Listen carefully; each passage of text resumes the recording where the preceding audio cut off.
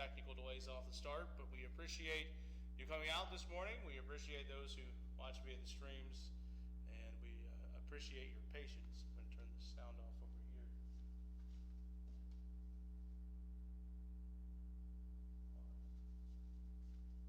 I was getting sound from my right from the test. Okay, I think we are good now.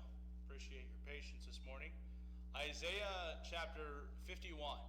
Isaiah chapter 51, and we are looking about this subject of the captive exile.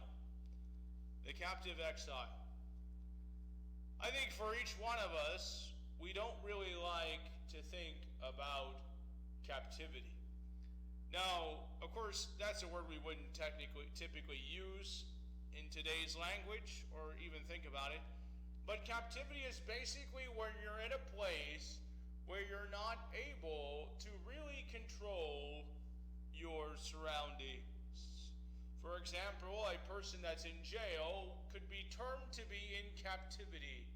He's not able to go where he wants to go. He's in a place of confinement, and he's not able to do what it is that he wants to do. He's being instructed by another on how he is to live his life, and he's in captivity. When we refer to captivity in Isaiah chapter 51, it is that Babylon has came into Israel and they've taken them captive. And now Israel has been removed from the land that God had promised them. They are in Babylon. They are not able to do what they want to do. They are basically slaves, and they are being told what they are to do by the Babylonian Empire. And when a person is in exile, it is actually what comes out in Isaiah chapter 51 and verse 14. It says, "The captive exile hasteneth that he may be loosed, and that he should not die in the pit, nor that his bread should fail." I want to tell you this morning, though, that every person who is living in sin is in exile. He is a servant to it. The Bible tells us that what a man chooses to follow after and be servant of, his servant he is. When Jesus is talking to the Jewish people in John chapter 8, he tells them this. He says, "If you, the Son, shall make you free." And then they say, "Oh, we've never been captive of anybody." And Jesus says, "Whosoever committeth sin is the servant of sin." So this morning, you are going to be a servant to one of two things. And Romans chapter 7 illustrates this well. You're either going to be a servant of sin, or you're going to be a servant of righteousness. You're either going to be serving the devil, or you're going to serve God. There's not really another option here. You're either going to serve the things of sin, or you're going to serve the things of God. And Romans 7 illustrates it well. It says, when you were in sin, you didn't think about righteousness. You didn't care about righteousness.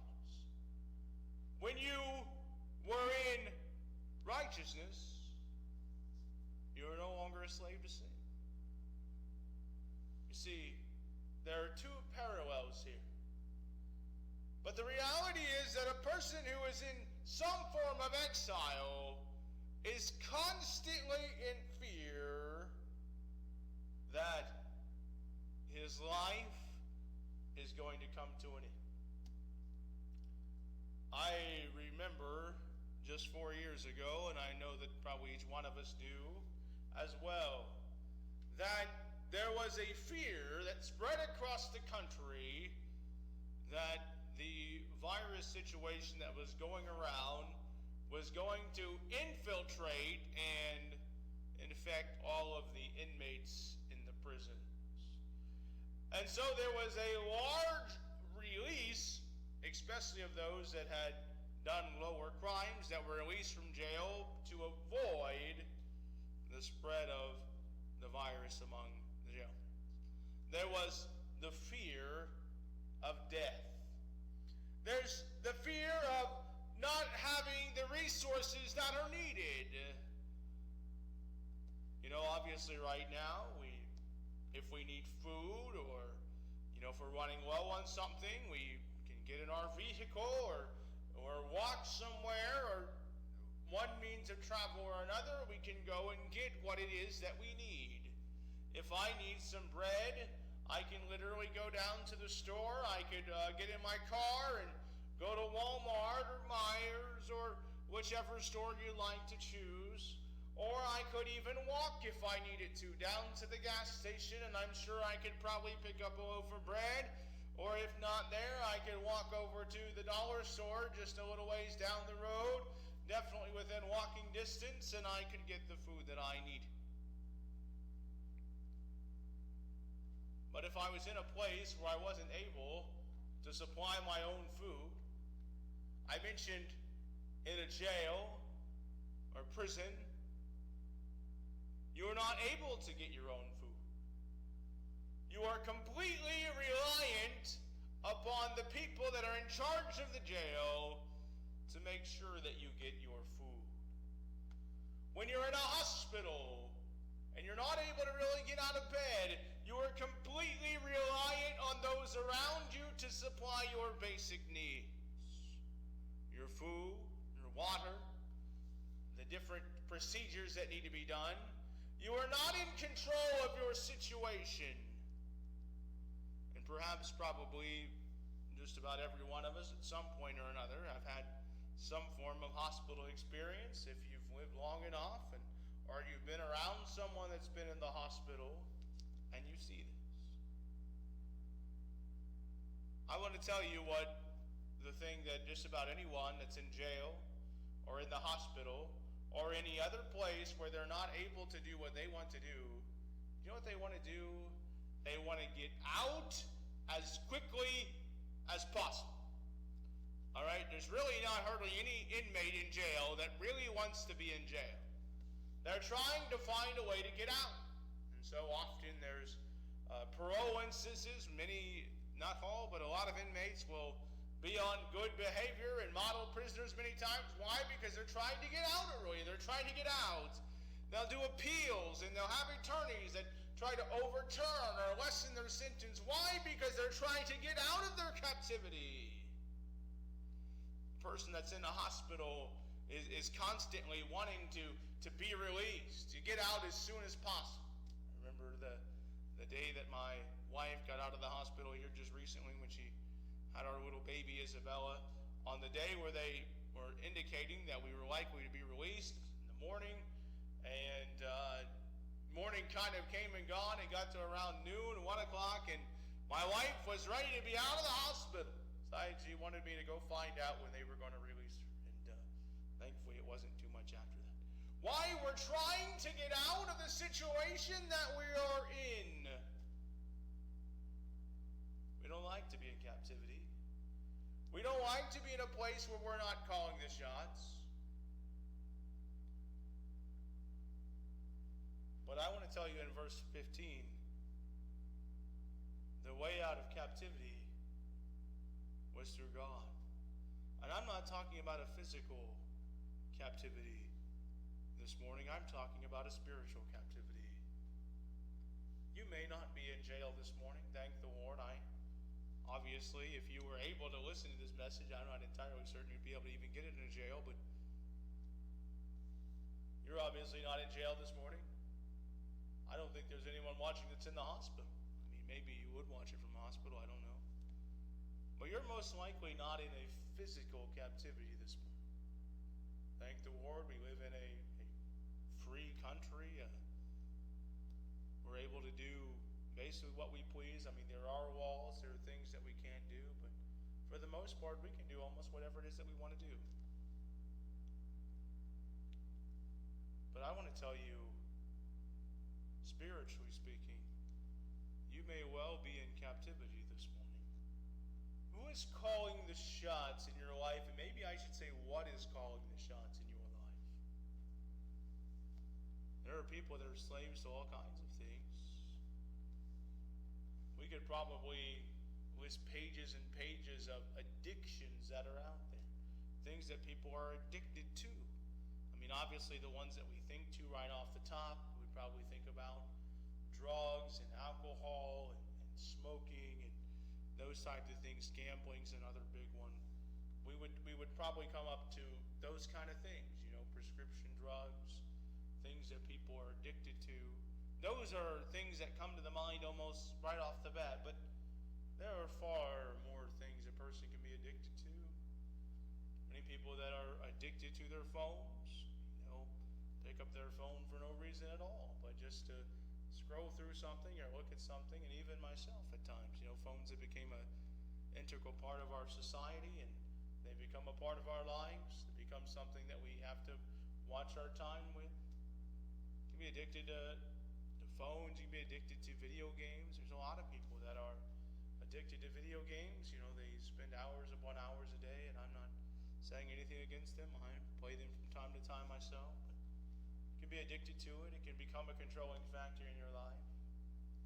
There are all kinds of things that can be that. People that get addicted to money, to making it the most money as possible. I seen an article about a person that had reached several million in their life, and they were becoming depressed. I believe they were at 3 or 4 million, and based upon their situation, they were likely within the next few years to make another 6 or 7 million. They had been very successful monetarily,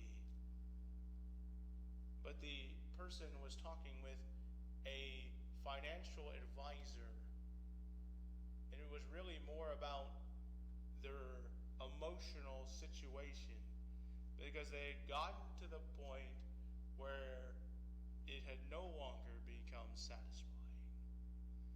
They were able to make so much money. They had more money than most people would ever even dream of having, and it had become so unsatisfying. They had lost really their whole almost reason for living. They didn't know what their goal was anymore. At first it was to gain a little wealth, to be comfortable, to set up a savings account, to set up a retirement account. And now they achieved those goals, and they achieved financial success, except for now they didn't know what their goal in life was anymore. They were distressed by it. They didn't know what to do. You can be addicted to making money. You can be addicted to all kinds of things, activities. But you know what happens so often? The real issue, and it's not something we think about, it's the addiction to sin. Virtually all of those things that I mentioned can become a sin in your life. It may not be a sin on their own, but they can become a sin in your life. They can be something that begins to push God out of your life, where you don't think about God, where you don't care about God. Israel's in exile when Isaiah is writing this. And you know what they want? They want it to end right now. Stop. Let's get out of this. Why do we have to be here? In verse 15 it says, "But I am the Lord thy God that divided the sea, whose waves roar. The Lord of hosts is his name.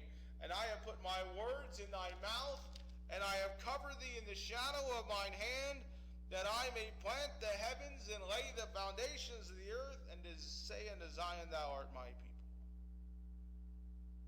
You see, I want to skip to verse 19. Lord willing, we're going to look at 17 and 18 this evening, but I want to look at verse 19 just for a moment. We're trying to wrap things up here. Here's what verse 19 says. This is Isaiah chapter 51 and verse 19. It says, "These two things are come unto thee, who shall be sorry for thee, desolation and destruction." Or said, these two things have come unto thee. Who's going to be sorry for thee? Who's going to be sorry about it? He said, destruction and desolation, and the famine and the sword, by whom shall I comfort thee? Here it is. You know what's happened? There's come upon them desolation and destruction, and it's came because of one reason, because they have forsaken God.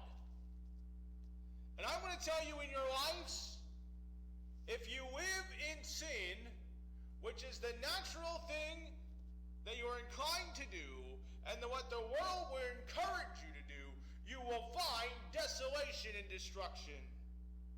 Now, I'm going to move quickly on this because I don't want to spend too much time on this, but I do want to make this clear. There is a lot of desolation and destruction going on in America this morning. All right? Whether we want to agree with it or not, and no matter how much it has become a political issue, abortion is simply the murdering of a child. It's that simple. It's not really any other way to do it.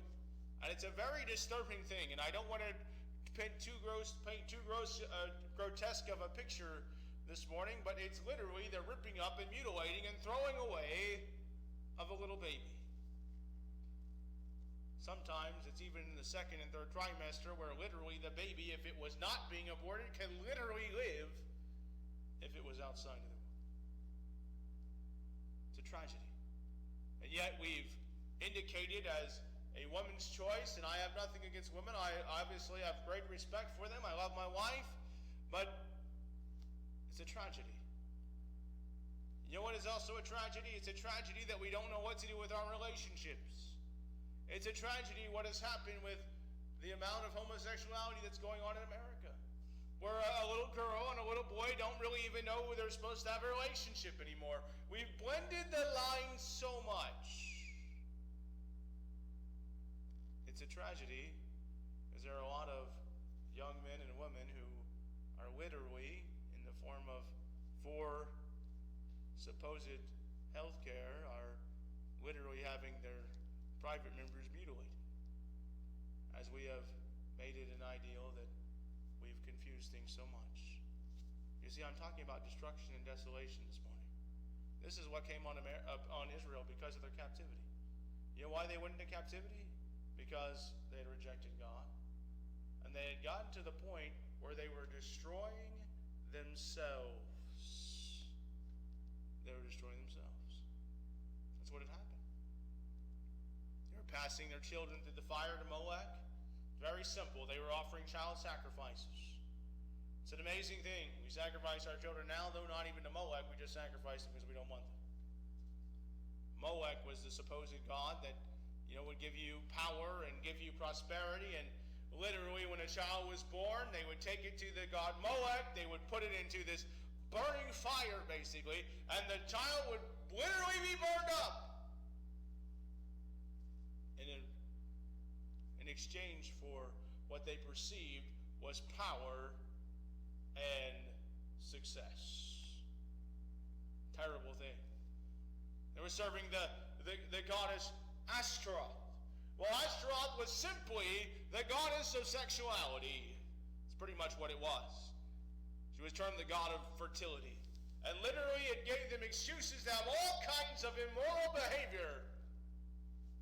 It allowed men to cheat on their wives and wives to cheat on their husbands, and many times led to homosexual relationships and led to sexual diseases permeating the lands. And this had went throughout all Israel as they had forsaken God. And the same thing is happening this morning here in America. We're destroying babies' lives. We're participating in all kinds of sexual immorality. Relationships are gone to the wind. Sexual diseases are rampant. I remember my wife was a little upset because she got tested for all kinds of STDs when she went in. She had a little rash she had gotten from a reaction to a shampoo, I think it was, or a conditioner or something. She had had a reaction to it, and she was tested for all of these things, and she was kind of upset about it. She said there was no... But there's a reason why there's so much testing, because there's so much of it. You go in the hospital now, they check your blood, they're checking for drugs and all kinds of things. Why? Because it's become rampant. Sin has widely taken over.